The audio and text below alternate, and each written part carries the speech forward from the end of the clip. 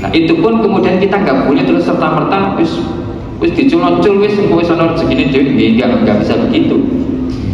Jadi memang urusan jodoh, pati, rezeki itu memang sudah ada garisnya, tetapi kita sebagai manusia berkewajiban diperintah oleh Allah untuk menjemputnya, betul.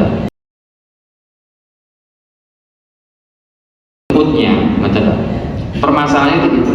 Jadi ngeten, Allah itu memberikan kapasitas, tetapi manusia diberikan hak untuk menjemput dan mengikhtiarkan kapasitas tadi itu. Misalnya ngeten, menungso itu dikei jatah 1 juta misalnya, dengan catatan 1 juta ini kamu harus melakukan begini baru nanti 1 juta cair, gitu loh. Jadi Allah itu sudah memberikan jatah, itu iya, tetapi manusia diperintah untuk menjemput jatah ini. Bukan kok terus menungsane meneng turun terus kemudian 1 juta dipluk-pluk, mboten. Jadi memang mekanismenya itu jatah dari Allah itu memang sudah ada, artinya Allah sudah mempersiapkan jatah itu. Kemudian manusia ini diperintah untuk melakukan sesuatu dalam rangka menjemput jatah tadi itu, betul. Maka ini mau terdawuh dengan Al-Quran, i'malu ala Dawud syukra, beramalah kamu, lakonono sesuatu, wahai keluarga Nabi Daud. Itu perintahnya ada. Wonten malih ayat napa? Fasayarallahu amalakum wa rasul wal mu'minun. Jadi ikmalu apa nama? Ini disulas nih kalau.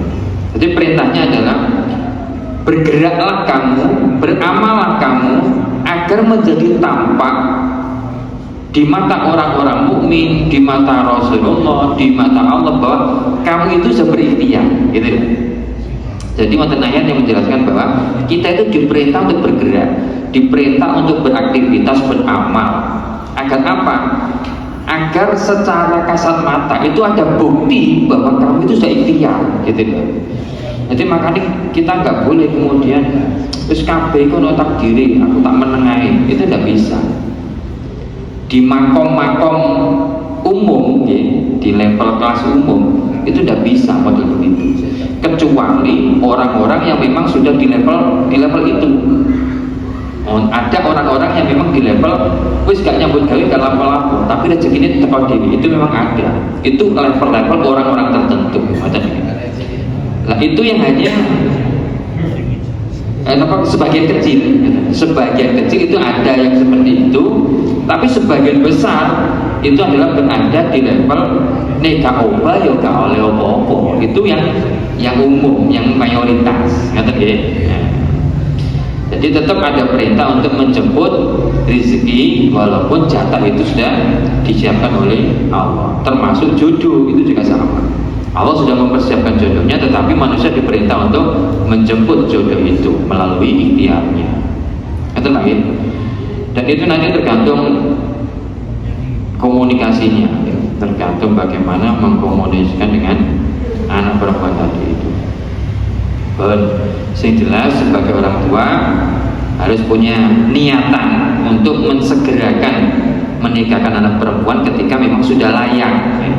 Tidak harus nunggu mapan dulu, karena mapan itu nanti akan dimapankan oleh Allah ketika sudah berkeluarga. Jadi ini Allah mengatakan, wa ankihul ayyama minkum as-solihina min ibadikum iyakunu fuqara yughnihimullahu min fadlihi. Menikahlah kalian orang-orang yang sudah layak menikah, iyakunu fuqara, jika kamu dalam kondisi fakir, yughnihimullah, maka Allah nanti akan mengkayakan kamu ketika kamu sudah menikah. Nah, ini kejadian Allah aja. Artinya kita diberikan motivasi oleh Allah. Kalau memang sudah layak menikah, segera nikahkan. Soal nanti bagaimana kehidupan duniawinya itu nanti Allah yang akan mengaturnya. Itu ngatur. Jadi kesimpulannya, yang ketiga, mensegerakan menikahkan anak perempuan itu termasuk kesunahan. Kata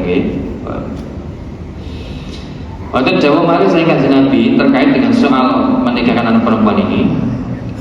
Anna Rasulullah sallallahu alaihi wasallam qala, kasih Nabi dawuh, man tazawwaja sapa wong sing menikahkan bintan ing anak perempuannya, tawajjahu mongko ngului, gawe kopluk. Ini bahasa Indonesia ini memberikan mahkota. Allahu subhanahu Allah yaumul kiamat indal kiamat tajal muluki berupa mahkota raja. Jadi wong tua sing menikahkan anak perempuannya itu nanti di yaumul kiamat akan diberikan mahkota raja. Diberikan apa jenenge ngene iki? Mahkota kebesaran ngene iki. Mahkota raja. Jadi kalau rojo-rojo dikai mahkota ngoten niku. Itu hadiah bagi wong tua sing menikahkan anak perempuannya. Karena nggih dhewe anak wedok niku nggih mboten enteng. Abot dhewe anak wedok niku.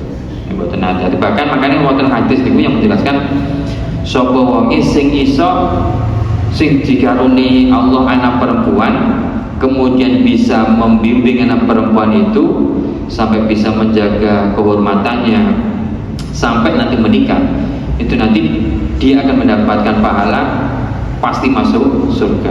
Ngoten keterangan hadis ngoten niku. Niku saking gedene keutamaan mempunyai anak perempuan.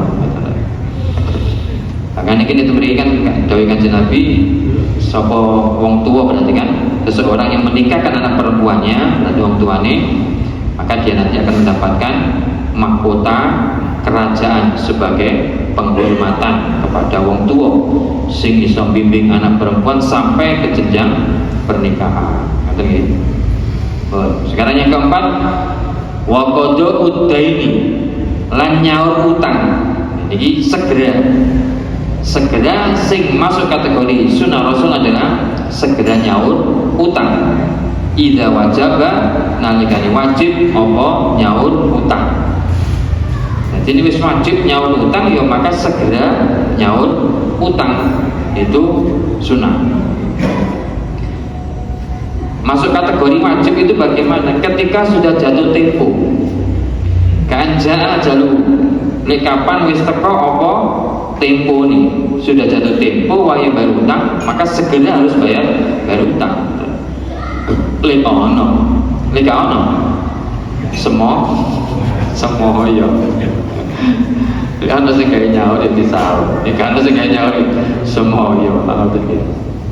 Tapi selama memang misalkan mampu untuk membayar utang maka segera dibayar. Kadang kula jenengan itu seringkali salah kurang tepat dalam memanage keuangan. Seringkali niku ana duwe sing wajib gak dilakoni dhisik, tapi sing gak wajib sing didhisikno. Lebih memilih tuku hal-hal sing bersifat mewah daripada nyaur utang. Itu sing lagi keliru. Kan tuh, kadang sering terjadi. Tuku pakaian sing larang-larang, tuku barang-barang sing larang-larang. Sementara utangnya cek numpuk. Ngeten iki jelas napa nggih? Mboten pas ngoten lho. Karena nyaur utang itu sing wajib, maka wajib harus didahulukan. Cek duwe utang, tapi ana duit kayak budal umroh, ngeten iki tetap salah. Gitu. Umroh itu sunnah, nyaur utang ini wajib. Maka ya wajib ini harus didahulukan, kudune ngoten. Kadang nih, mboten napa istilahnya, mboten didunungno kan nggih kadang salah kaprah itu masih banyak terjadi, ngoten nggih. Makanya utang itu adalah satu kewajiban yang memang harus dibayarkan, harus diprioritaskan. Ya. Maka harus disegerakan untuk disaur. Buat itu yang keempat. Ya.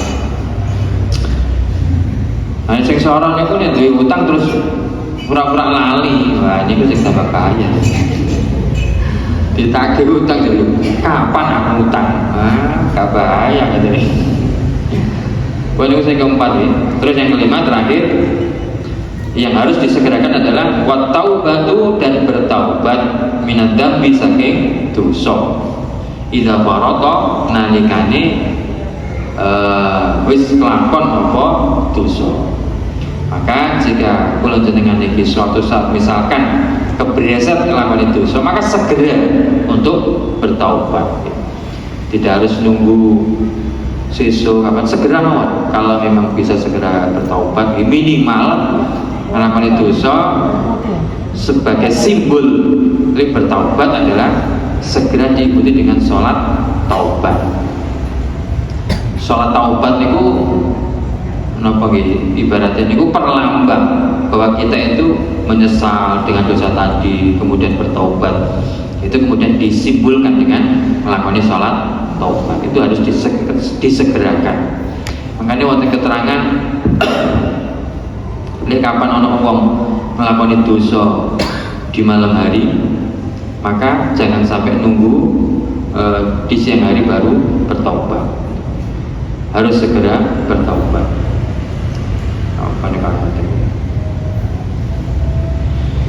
Yang jelas bertaubat itu yang baik adalah bersegera. Lakoni dosa segera tobat, dosa maneh tobat maneh, dosa maneh tobat maneh. Ngoten terus napa-napa. Iku darane jatuh bangun, kenapa-napa. Proses ya. Jadi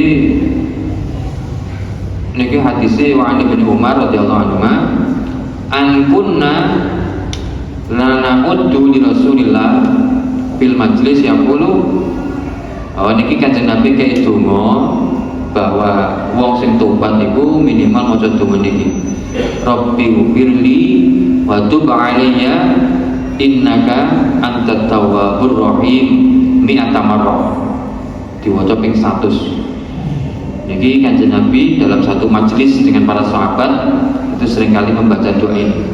Rabbi firli do Gusti firli mugi ngapura panjenengan li ing kula wa tub lan bertaubat sapa kula alaiya ing atas kula nggih. Wa tub lan mugi nrimo tobat alaiya ing atas ingsun innaka satemene panjenengan anta yo panjenengan iku at-tawwabu dat kang nrimo tobat ar-rahimu tur dat kang asih mi'ata marrah diwaca ping 100. Apa nggih? Rabbi firli wa tub alayya innaka antat tawwabur rahim. Mboten apa Ustaz? Istighfar, astagfirullahaladzim, astagfirullah sami mau. Jadi intinya adalah istighfar jaluk sepuro. Jadi istighfar itu adalah jaluk sepuro. Jadi yang penting niku mboten kalimate, tetapi rasa penyesalan itu yang terpenting. Ketika mari nglakoni dosa, terus jenengan merasa menyesal, bahkan sakit misalnya sampai nangis, itu yang jauh lebih penting itu niku daripada diwaca istighfar ping 1000 tapi gak ada penyesalan sama sekali, gak getun blas, malah doyangen-angen kapan bisa melakukan mana ya tambah nemen nih. Jadi maca istighfar itu maknane nggih njaluk sepuro, jenenge njaluk sepuro itu berarti kan merasa bersalah. Ini merasa bersalah, minimal ada penyesalan. Nah itu yang disebut dengan bertaubat. Bertaubat itu menyesali perbuatan dosanya itu, kemudian mohon ampunan kepada Allah. Jadi ini mau 5 perkara yang sunnah untuk disegerakan.